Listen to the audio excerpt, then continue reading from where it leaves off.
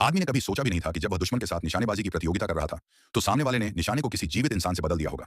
और वह जीवित इंसान बिल्कुल उसी की तरह दिख रहा था। असल में आदमी दुश्मन की सेना में घुसपैठ करने वाला 8वां रास्ते का जासूस था।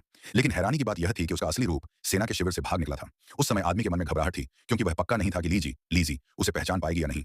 आखिर सामने खड़ा व्यक्ति ही लीजी का असली पति था। लेकिन उस वक्त वह मजबूरी में शांत और सामान्य बनने का नाटक करता रहा और दुश्मन से सवाल किया कि यह सब क्या मतलब है। फिर उसने कहा, वो छेंगेन की पश्चिम यात्रा की एक कड़ी है, सच्चा और झूठा बंदर राजा। अभी मुझे भी इंगमो लीजी जी की मदद चाहिए, ये पहचानने में कि इनमें से कौन असली है और कौन नकली। लीजी घबराई हुई थी, उसे समझ नहीं आ रहा था क्या करे। उसे यह नहीं पता था कि दूर से पहले ही एक स्नाइपर की बंदूक इधर तनी हुई है और जैसे ही हालात बिगड़ेंगे, ट्रिगर दबाकर असली इंसान को सीधे मौत के घाट उतार देगा। दुश्मन का स्नाइपर अपने वर्षों के अनुभव से अचानक पहाड़ की चोटी की ओर देखने लगा, मानो उसने कुछ भांप लिया हो। उसने चुपचाप पिस्तौल उठाई और पीछे जाकर नकली आदमी की ओर बढ़ा। उधर दुश्मन के दूसरे सिपाही ने भी बंदूक असली इंसान पर तान दी। आदमी बेचैन नजरों से लीजी को देख रहा था, समझ नहीं पा रहा था कि वह किसे चुनेगी। लेकिन अब वह सिर्फ किस्मत पर भरोसा करके लीजी के फैसले का इंतजार कर सकता था। लीजी के लिए उन कुछ कदमों की दूरी तय करना भी लाखों बार के मानसिक संघर्ष जैसा था। उसे साफ पता था कि सामने खड़ा इंसान ही उसका असली पति है।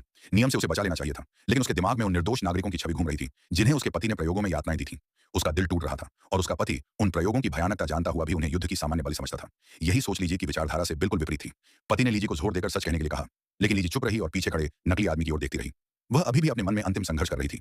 पति ने उसकी हरकत देख गुस्से से भरा और तुरंत उसे थप्पड़ जड़ दिया। उसे पता भी नहीं था कि यही थप्पड़ उसकी जिंदगी की आखिरी उम्मीद को तोड़ देगा। आंसू भरी आंखों से लीजी ने पूछा, तुम मुझे क्यों मार रहे हो? पति बोला, मैं तुम्हारा असली पति हूं और तुम पूछ रही हो क्यों?